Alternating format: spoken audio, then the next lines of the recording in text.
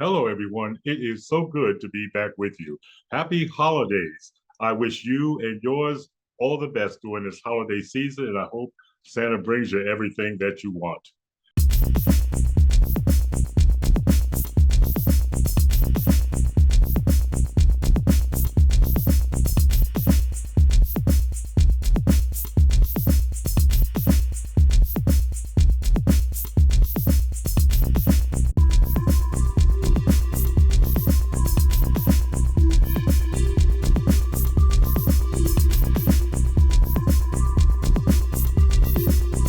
You know, the late Congressman John Lewis coined the phrase "good trouble," and by that he meant that sometimes sometimes trouble was necessary in order to highlight injustices and also to enact change.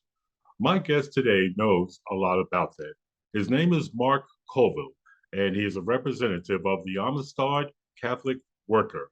And this man has been an activist for much longer than I've been in the news business. And whether he is being arrested in North Dakota for protesting against the pipeline or in Georgia for protesting against nuclear weapons, where he was, also had to go to prison for that. And he's just a good guy who really does good things for his community. The latest thing he's doing, and he's been doing this actually for decades, is setting up a tent in his backyard so that the homeless have some place to go. He's very well known around the New Haven area.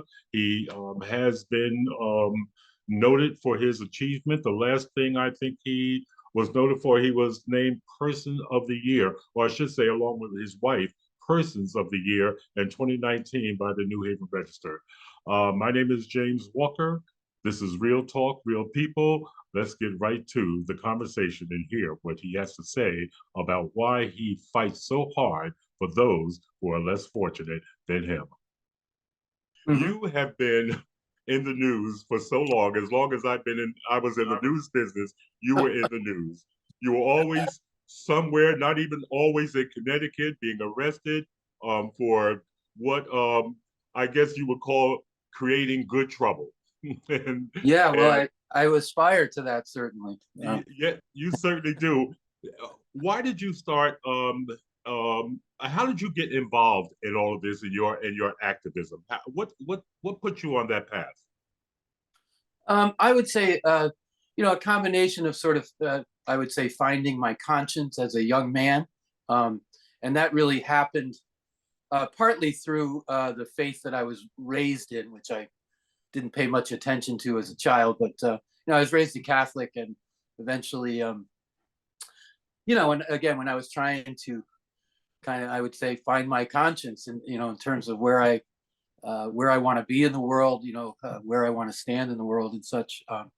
I dug back into some of those teachings that I grew up on, and found not only some inspiration there, but it kind of led me into a sort of mentoring relationships with people I respected that were involved in not only activism but really direct service with people, low income people, and living in stressed neighborhoods and such. So that eventually, through the example of others, led me into that sort of a lifestyle as well. And how rewarding has it been for you? Because quite frankly, you have had your life disrupted at times with the arrest, jails, and so forth.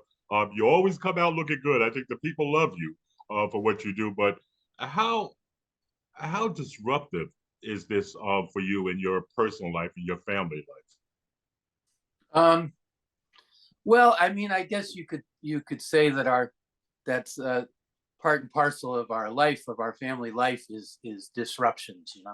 Um, and that puts us, in many ways, it puts us in the same boat with our neighbors here in the Hill.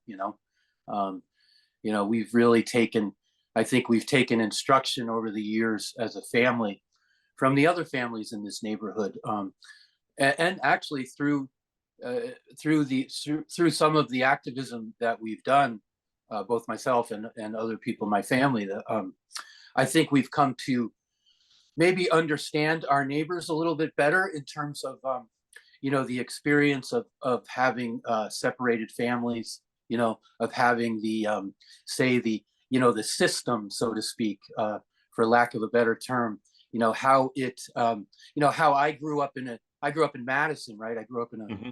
upper middle class wealthy white town. And so I came to understand, living here, and being in relationship with neighbors here over the years, that people grow up where I grew up. We grew up with almost an instinctive understanding that the system, the government, the local authorities are there for our benefit, to help us get what we Right. need.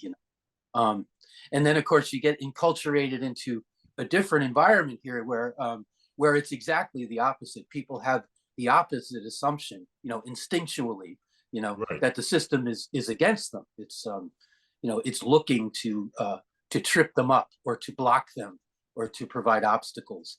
And so, yeah, I suppose maybe a transformation came along, through the experience of living in again, in a neighborhood that I didn't grow up in, but one that I feel like we, through raising a family here, we have definitely become, part of this neighborhood.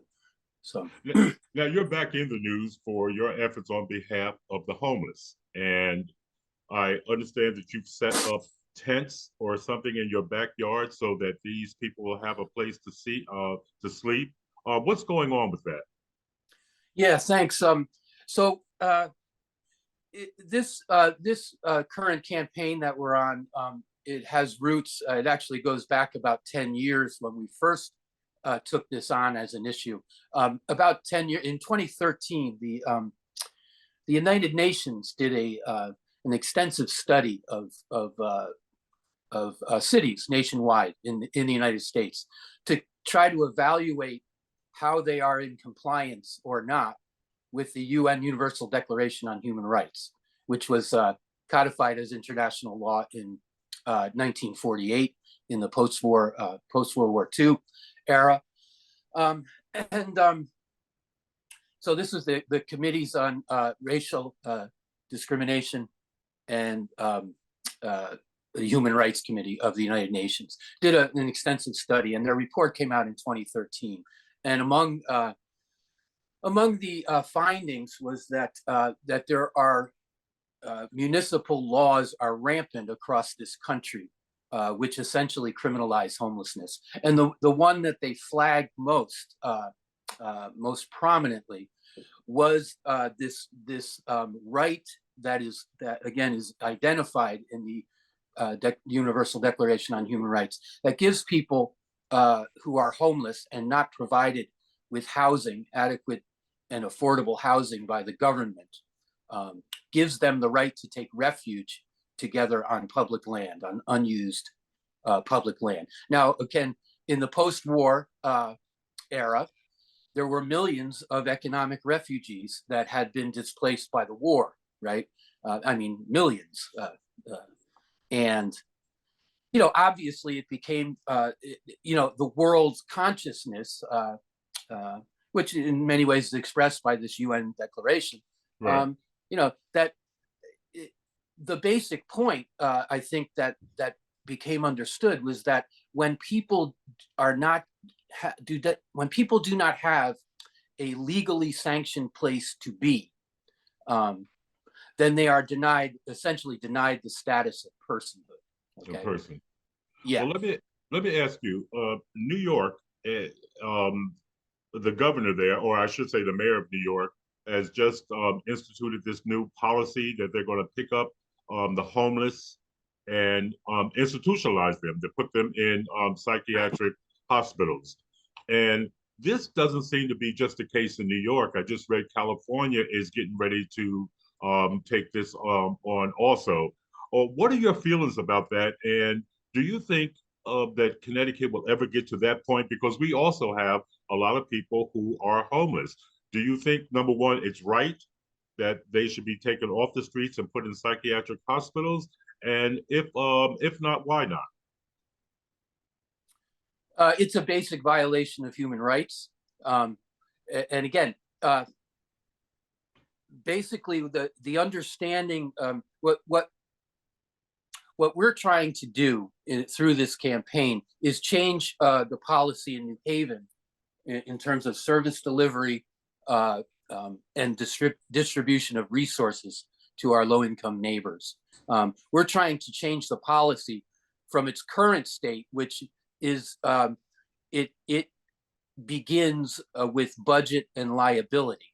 Okay, it should begin with human rights. Okay, so we're looking for a rights-based approach to the delivery of services. Now that begins when you understand the city needs to understand that homelessness is a permanent condition given the economic system that we have in the country and in the city. Homeless is a permanent condition. Everything we do about homelessness, including money and budgets, everything is temporary. Okay, it's always Yes. emergency money. It's always porta potties. Okay, it's always overnight shelter. Currently, we don't even have the ability to give shelter beds to all of our homeless neighbors here, and so they've opened warming centers, which is applaudable because it keeps people from freezing to death, and yet people are obliged to sit in a chair all night. You're not allowed to lay down in a warming center.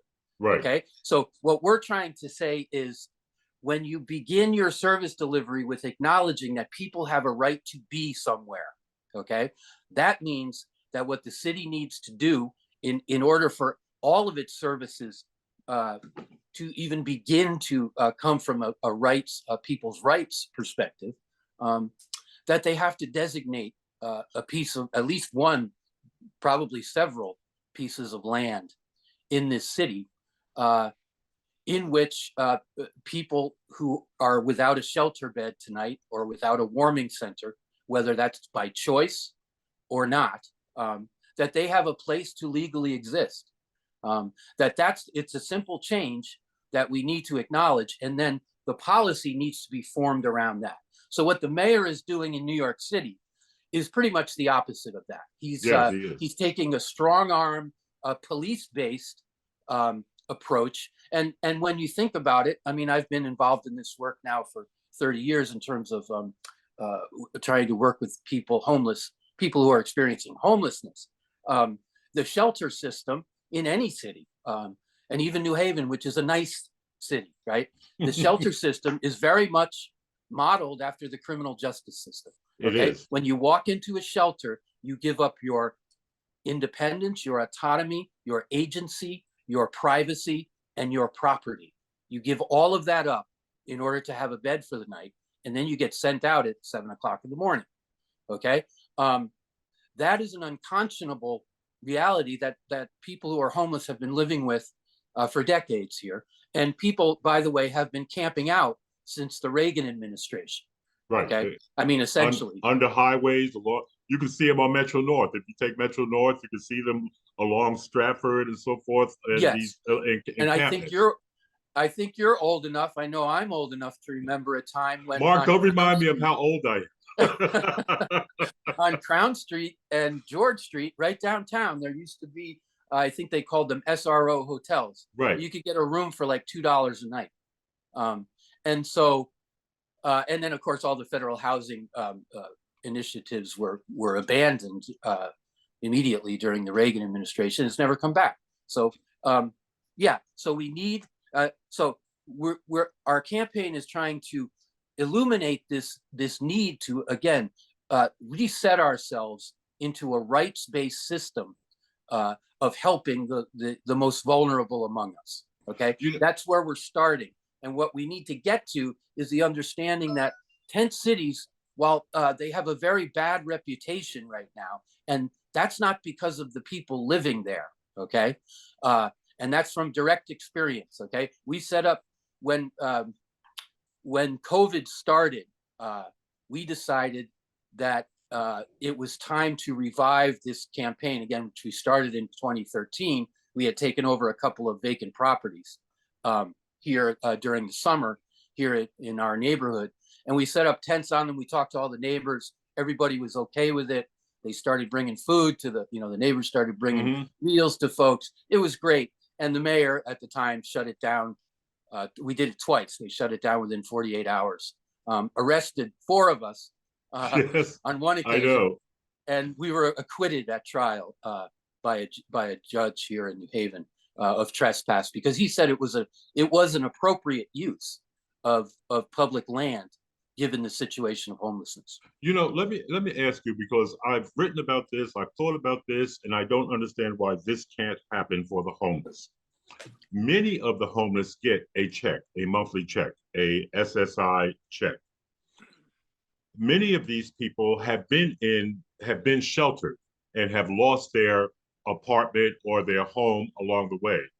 I don't understand why, since this is an ongoing issue, a repeat issue with the same people, why we just don't take the money that we give them, pay their expenses, their rent, utilities, and give them what is left. If nothing else, they would be off the streets permanently. Why can't that be done? To me, it's such a simple, easy answer to end some of the homeless problems. Do you think that's Yes, a good solution, or why can't that be done? absolutely. I mean, there are so many simple ways to to solve it, to mitigate this problem. Of course, to solve the problem of homelessness, we need living wage jobs and we need affordable housing. There's not a congressional district in this country where a market rate apartment can be afforded by somebody working at minimum wage full Minimum time. wage. Okay, so I mean that's the reality we're living in. We and it's my theory that the main reason that we don't acknowledge people's right to take refuge on public land is because then we would on some level be withdrawing our privilege of pointing the finger at them Finger for at their people. homelessness. Okay, we are not going to, a great prophet who was a friend of mine named Phil Berrigan. He kind of summed it up pretty well. He was a very biblical person. He said that the prophets tell us who we are. I'm sorry, the poor tell us who we are. Yeah, The and it's very prophets, true. yeah, the poor tell us who we are. The prophets tell us who we could be, and so we hide the poor and we kill the prophets. Okay, that's essentially what the homelessness service delivery plan in New Haven is. We're going to take a quick break and we'll get back to the conversation in a minute. But I just want to take time to remind folks that my book, Dead Windows, is available through Amazon. You can buy the ebook, the paperback, and or the hardcover. I think it's a good read. I think you'll enjoy reading it.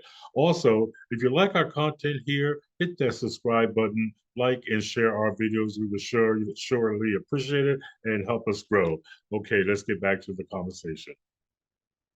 Up until COVID started 3 years ago, or whatever it was, the standing order for homeless people in New Haven on any night, the standing order was scatter and disappear. Okay. Mhm. When COVID started, the standing order changed for everybody, including homeless people.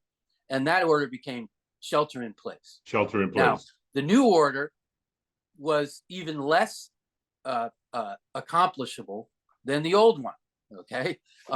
Homeless people who are homeless have to do everything that you and I take for granted, because we have a private residence. Everything we do in private, people who are homeless have to do in public.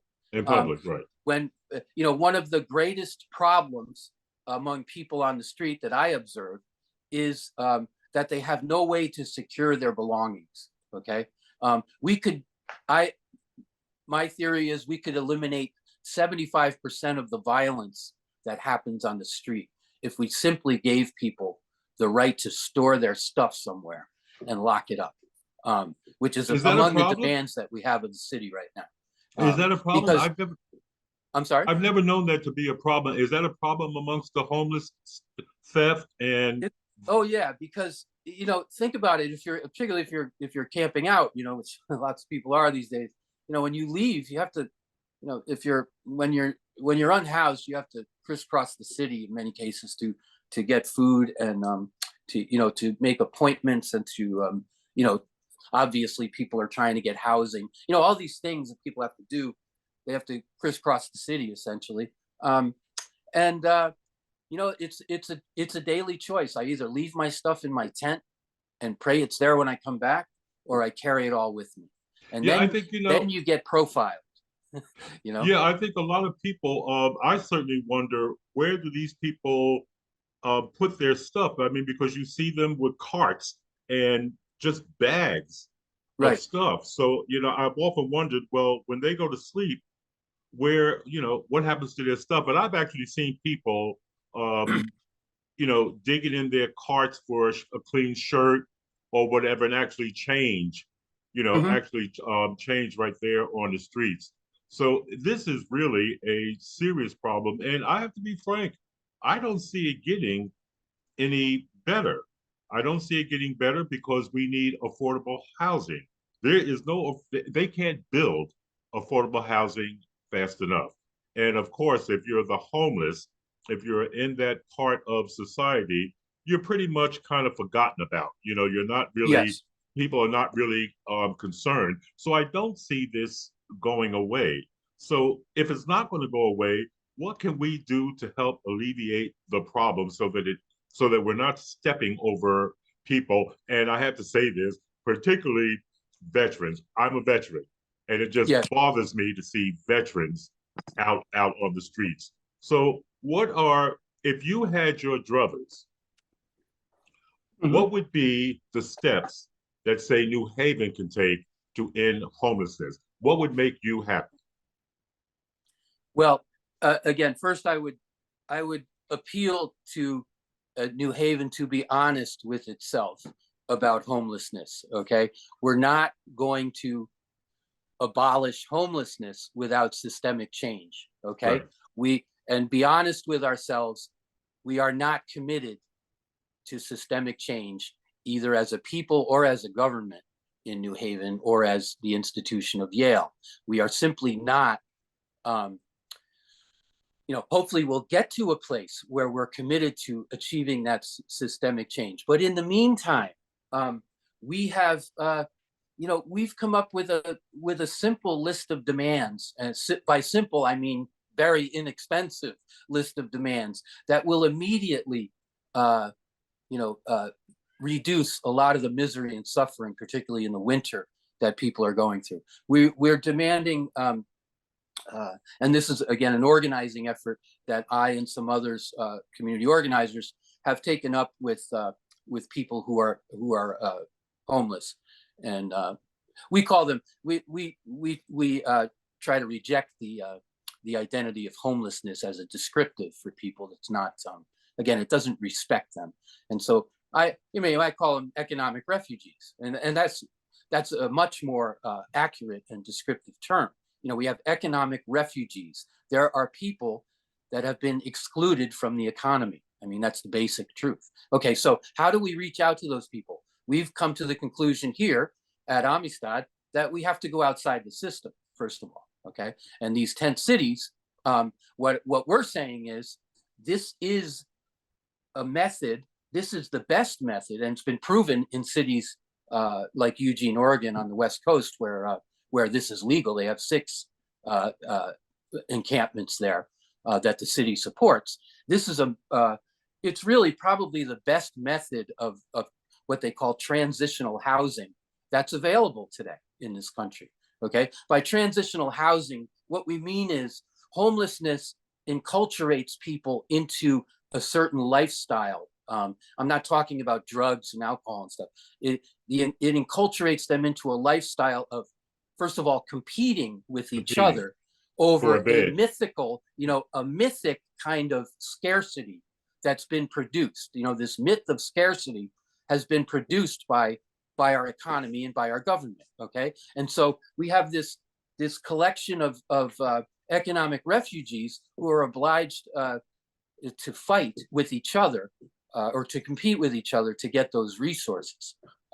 It's not that the resources aren't available; it's that they're not being distributed properly. Properly, Okay, so um, as is the case with everything yes, when so it you comes get to resources. enculturated into this competition and mistrust of other people. And then when you don't have the experience of being a neighbor to somebody, for an extended period of time, you become, what would Yeah. that do to you? It makes you more self-centered, makes you less accountable to other people, so that, and then what happens is, typically on the street here, is people are going to Columbus House and they get social workers, and essentially, what are the social workers doing in this, Nothing.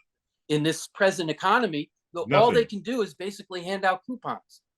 They're giving out vouchers for housing, and then people have to scatter, you go all over New Haven and Waterbury and everywhere else, And nobody wants to and, vouch it. you got to jump on that Section 8 apartment when it comes up, and you get on the list, and 2 years later you say, oh, I got Section 8. That's right. So anyway, and so again, I'm talking about the enculturation that happens to people who are chronically homeless. Okay, right. So that you pluck them out of that and put them in an apartment, chances are it's not going to last. It's not going to last, because people have not learned how to be a neighbor to, or they've forgotten how to be a neighbor, how to live in a neighborhood, how to be accountable, how to be quiet, how to, all of the things, you're just enculturated into this self-centeredness and competition. And so everybody's an enemy out there. How do you live in an apartment building with that, and no support, no, like, at least when I get out of prison, right, they throw me on, on 3 years of probation, so I can reintegrate into my community as if I'm not integrated. But when you're homeless, there's none of that. There's no parole for homelessness, Well, let me ask you one final question here.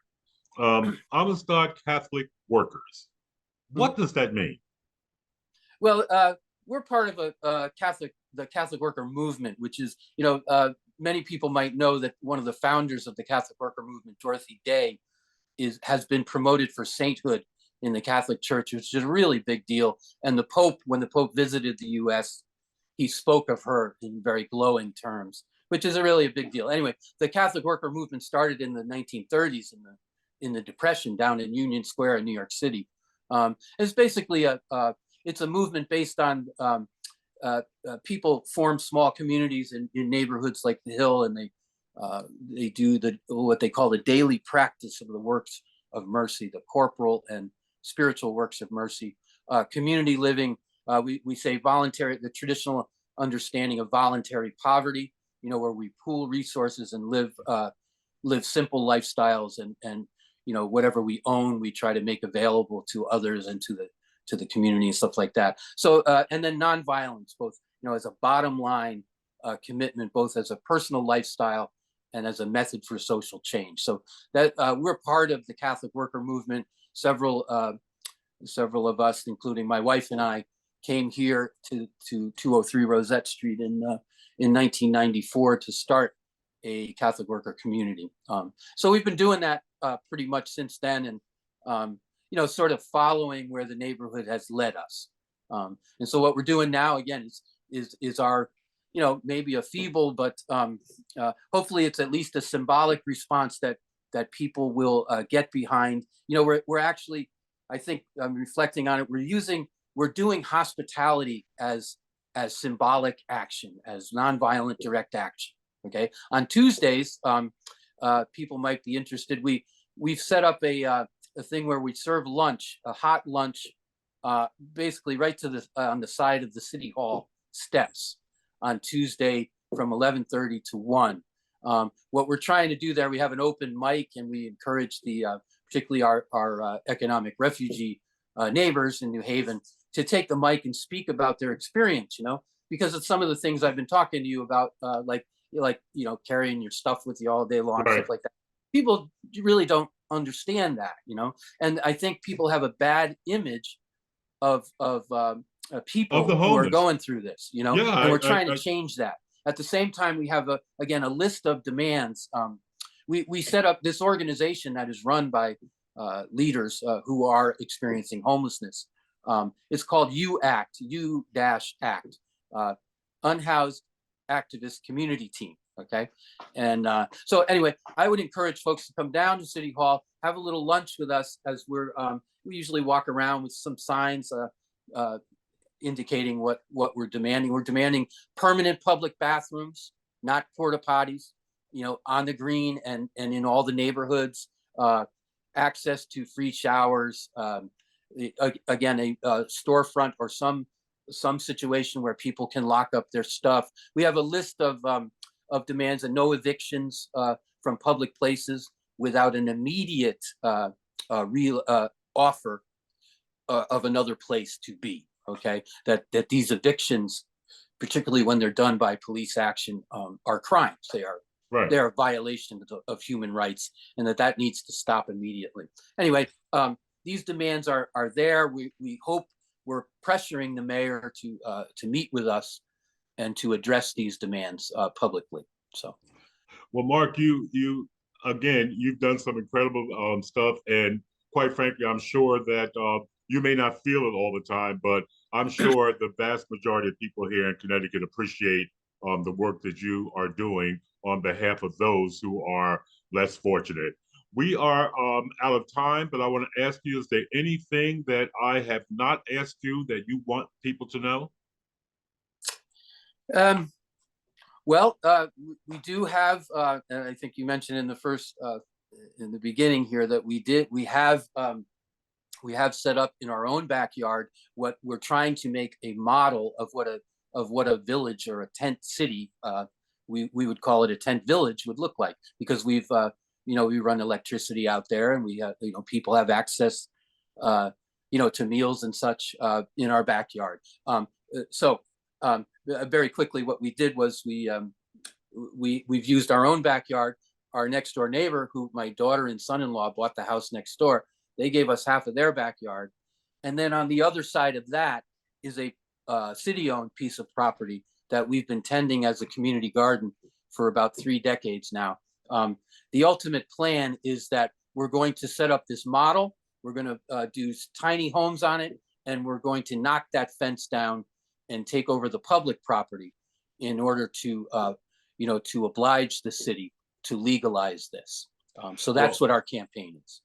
Well, I certainly wish you the best of luck, and I'm really very happy that you had the time to talk to us today. You're certainly somebody in Connecticut who should be appreciated, and I wish you the best of luck. And I will be in contact to see what is going on and what happens with your endeavors. So good luck to you.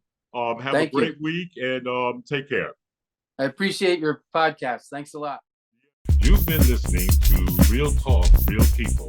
If you would like to be on the show, if you have an idea for the show, give us a call at 203-605-1859 or drop us an email at realtalkrealpeoplect@gmail.com. You folks have a good week, and we'll talk again next week.